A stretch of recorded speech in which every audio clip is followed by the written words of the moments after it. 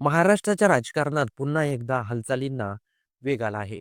कारण केंद्रीय निवडणूक आयोगाने 10 राज्यामधील रिक्त होणाऱ्या राज्यसभेच्या 37 जागांसाठी निवडणुकीचा कार्यक्रम जाहीर केला आहे आणि त्यामध्ये महाराष्ट्रातील 7 जागांचा समावेश आहे.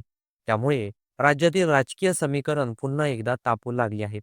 महाराष्ट्रातील या 7 जागांसाठी 16 मार्च रोजी सकाळी 9 ते दुपारी 4 या वेळेत मतदान होणार आहे. त्याच दिवशी संध्याकाळी 5 वाजता मतमोजणी होणार आहे. निवडणुकीची अधिसूचना 26 फेब्रुवारी 2026 रोजी प्रसिद्ध होईल. अर्ज सादर करण्याची अंतिम मुदत 5 मार्च, छाननी 6 मार्च आणि अर्ज मागे घेण्याची अंतिम तारीख मार्च अशी संपूर्ण प्रक्रिया निश्चित करण्यात आली आहे. महाराष्ट्र विधानसभेतील सध्याच्या संख्याबळानुसार 7 पैकी 6 जागा सत्ताधारी महायुतीच्या वाटेला जाण्याची शक्यता व्यक्त केली जात आहे. महायुतीमध्ये भाजप, शिवसेना, शिंदे गट आणि राष्ट्रवादी काँग्रेस, अजित पवार गट यांचा समावेश आहे. त्यामुळे या निवडणुकीत महायुतीचं पारडं जड मानलं जात आहे. दरम्यान राष्ट्रवादी काँग्रेसमध्ये हालचालींना वेग आला आहे. राष्ट्रवादीचे कार्यकारी अध्यक्ष प्रफुल्ल पटेल यांच्या मुंबईतील निवासस्थानी कोर कमिटीची महत्वाची बैठक पार पडली. या बैठकीत राज्यसभेच्या जागेसाठी पार्थ पवार यांचं नाव निश्चित करण्यात आल्याची माहिती समोर येत आहे. या बैठकीला प्रदेश अध्यक्ष सुनील तटकरे यांच्यासह इतर वरिष्ठ नेते उपस्थित होते. त्यामुळे राष्ट्रवादीकडून पार्थ पवार यांची उमेदवारी जवळपास निश्चित मानली जात आहे. दुसरीकडे भाजपमध्येही मोठ्या हालचाली सुरू आहेत. मुख्यमंत्री देवेंद्र फडणवीस यांच्या उपस्थितीत महत्वाची बैठक होणार असल्याची माहिती समोर आली आहे. महाराष्ट्रातील 7 पैकी 4 जागा भाजपच्या वाटेला येण्याची शक्यता वर्तवली जात आहे. या 4 जागांपैकी एक जागा पुन्हा एकदा रामदास आठवले यांना सोडली जाण्याची शक्यता आहे. उर्वरित 3 जागांसाठी मात्र पक्षात मोठी रस्सीखेच दिसून येत आहे. भाजपचे ज्येष्ठ नेते विनोद तावडे यांना संधी मिळू शकते अशी चर्चा सुरू आहे. त्याचबरोबर विजय राहतकर आणि धैर्यशील पाटील यांचीही नावे चर्चेत आहे.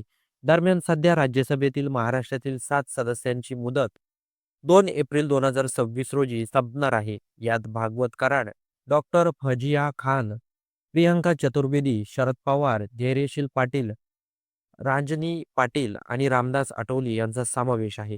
त्यामुळे या 7 जागांसाठी ही निवडणूक होत आहे. जर महायुतीला 6 जागा मिळाल्या तर त्यांचा वर्चस्व स्पष्ट होईल. मात्र 7वी जागा महाविकास आघाडी म्हणजेच काँग्रेस, शिवसेना, उद्धव ठाकरे गट आणि राष्ट्रवादी शरद पवार गट यांच्यासाठी प्रतिष्ठेची लढाई ठरू शकते. त्यामुळे उमेदवारी जाहीर झाल्यानंतर राजकीय आरोप प्रत्यारोप, अंतर्गत नाराजी आणि संभाव्य बंडखोरीही पाहायला मिळू शकते. राज्यसभा निवडणूक ही थेट जनतेकडून न होता आमदारांमार्फत होते. त्यामुळे पक्षशिस्त आणि संख्याबळ अत्यंत महत्त्वाचे ठरत आहे. क्रॉस वोटिंगची शक्यता, अपक्ष आमदारांची भूमिका आणि मित्र पक्षांची एकजूट हे सर्व घटक निकालावर परिणाम करू शकतात. सध्या सर्वच पक्षात बैठका, चर्चा आणि लॉबिंग सुरू आहे. उमेदवारी जाहीर होईपर्यंत चित्र स्पष्ट होणार नाही. मात्र 16 मार्च हा दिवस निर्णायक ठरणार आहे. एकूणच महाराष्ट्रातील राज्यसभा निवडणूक ही केवळ 7 जागेंची निवडणूक नाही, तर आगामी राजकीय समीकरणांची चाचपणी आहे.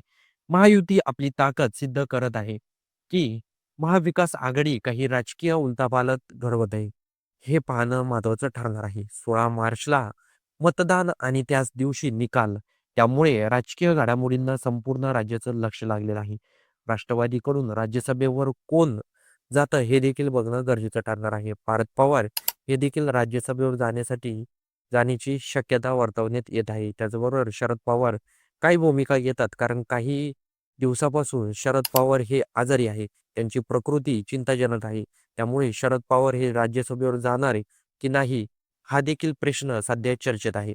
पण इकडे महाविकास आघाडीला राज्यसभेत फक्त एका जागेवरच समाधान मानावं लागणार आहे. महाविकास आघाडीवर पुरेसे आमदार नाही. त्यामुळेच महाविकास आघाडीला एकच राज्यसभेवर जागा मिळू शकते. राज्यसभेच्या निवडणुकीबद्दल आपलं काही मत असेल तर ते कमेंट बॉक्समध्ये नोंदवायला विसरू नका आणि व्हिडिओ आवडला असेल तर सर्वात आधी चॅनेलला सबस्क्राईब देखील करून जा.